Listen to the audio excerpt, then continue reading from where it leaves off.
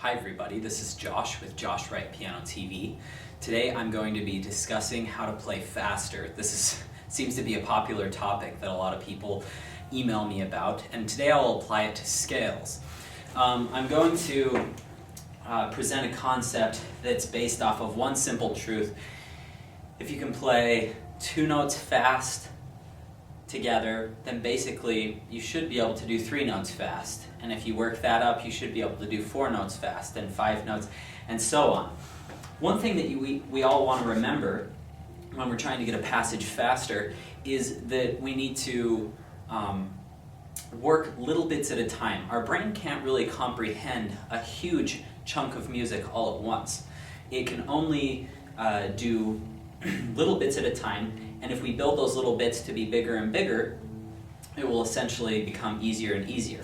So I'm just going to demonstrate with an easy scale and then a hard scale. I don't really think any scale is all that difficult in comparison to another scale, but let's take B major for instance. That's a very comfortable scale. I believe it was Chopin who said that B major is the friendliest scale, and rightly so, because your short fingers, 1 and 5, are on the white keys, and your longer fingers, 2, 3, and 4, are on the black keys.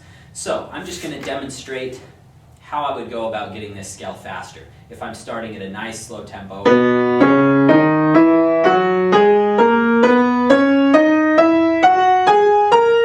okay, you need to get it at least to there before you start doing stuff like this, because you're going to have too hard of a time. Depending on how quickly you want to get faster, you can adjust how quickly you do these rhythms. For instance, if you're just, and I suggest going in small increments, if you're just trying to get up to a little faster tempo than that, do 1, 2, 1, 2, 1, 2, 1, 2, 1, 2, 1, 2, 1, 2, and then back down, and so on. Okay? But I've seen a lot of students get really good at that rhythm, saying 1, 2, 1, 2. But there's also another 2 rhythm in that scale. It's starting from the second note. So just delete the first note and then start from the second note. In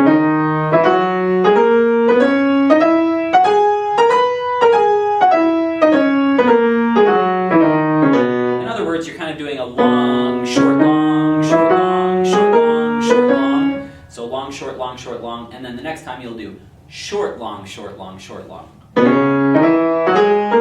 So you're doing a different 2 rhythm, you're staggering it. Okay, so there's 2 possibilities for 2 rhythms. Now, once you get that really good, we're going to move on to a 3 rhythm. So we'll do long, short, short, long, short, short, long, short, short, long, like that.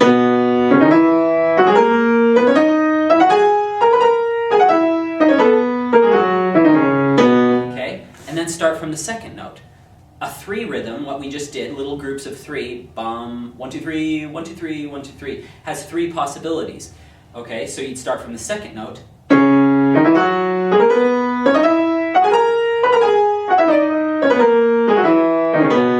and then also from the third note. Sorry, wow.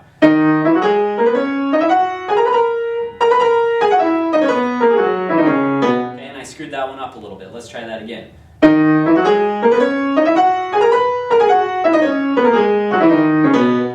Even after lots of years of experience doing these, I still have to think at each different situation. It will get easier, but you still want to think. Okay, a 4 rhythm has how many possibilities, do you think? If you said 4, that's correct, because you can stagger it for the first 4 notes. So a 4 rhythm, long, short, short, short, long, short, short, short. And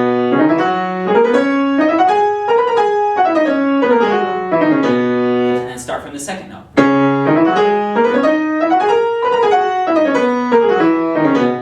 Once I get up to 5 rhythms, it's kind of hard to think long, short, short, short, short, long, short, short, short, short. I just like to think 1, 2, 3, 4, 5. 1, 2, 3, 4, 5. 1, 2, 3, 4, 5.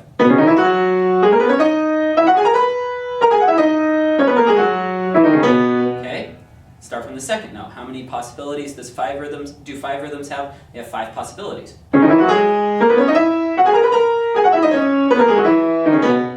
A secret along the way here, however fast your short notes are, is ultimately kind of what the final tempo is going to feel like. So if you're doing this, you're going to get it at basically this tempo. If you're doing, you're going to do it. If you get,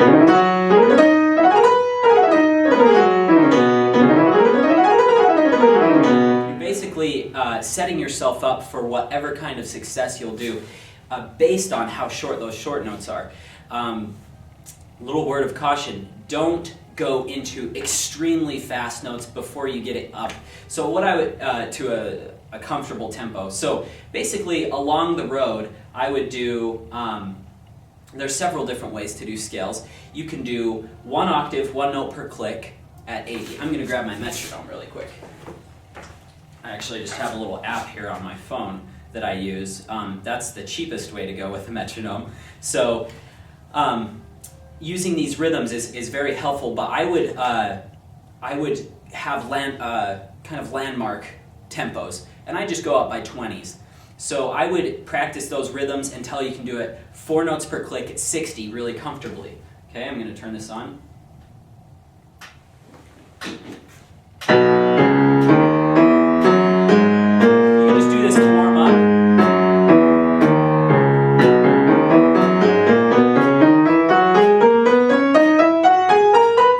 At 60, okay, and you go all the way up 4 octaves and then down, okay, and then so I would work my rhythms about up to there to get it to 60, and then what I would do is I'd go up to around 80, and I would work my rhythms bum ba ba ba bum ba ba ba bum.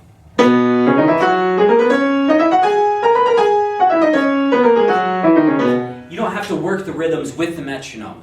You just want to kind of guesstimate that little tempo there. Okay, so then I would get it really good at 80. And so on. Once you reach maybe about 160 with your scales, you're pretty proficient with technique.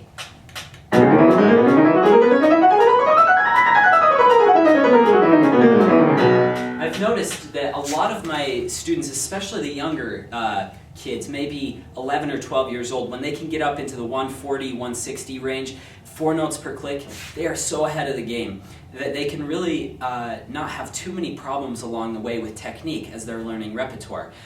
Some of my adult students have the opposite problem. Their brains are extremely intelligent and they can comprehend all the musical ideas that I'm giving them, but their fingers are a little bit behind. If they came to it later in life, sometimes it's hard to get the coordination there. So wherever you're at, use these rhythms. Just go up to a 5 rhythm to start with, 1, 2, 3, or 2, 3, 4, 5 rhythms. And then as you get more advanced, you can do 6 rhythms, 7 rhythms, 8, 9, 10. And then I had one teacher request that I actually do up to 15 rhythms. 1, 2, 3, 4, 5, 6, 7, 8, 9, 10, 11, 12, 13, 14, 15. And instead of counting like that, I would count 1, 2, 3, 4, 1, 2, 3, 4, 1, 2, 3, 4, 1, 2, 3. 1, 2, 3, 4, 1, 2, 3, 4, 1, 2, 3, 4, 1, 2, 3. Basically, I just go up 2 octaves.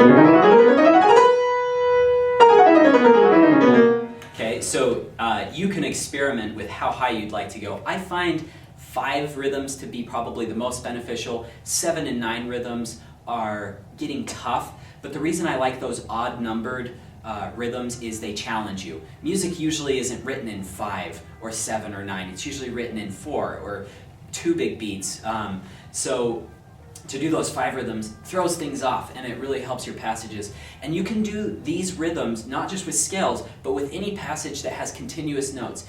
If you have a passage that's breaking up the rhythm a lot, doing lots of 8th notes, then quarters, then 16ths, I don't really recommend doing these rhythms. But for a passage that just has 16th notes straight through, I highly recommend it. If any of you have questions or would like to audition for private online lessons, please email me. My email is josh@joshwrightpiano.com. Thanks so much for joining me today.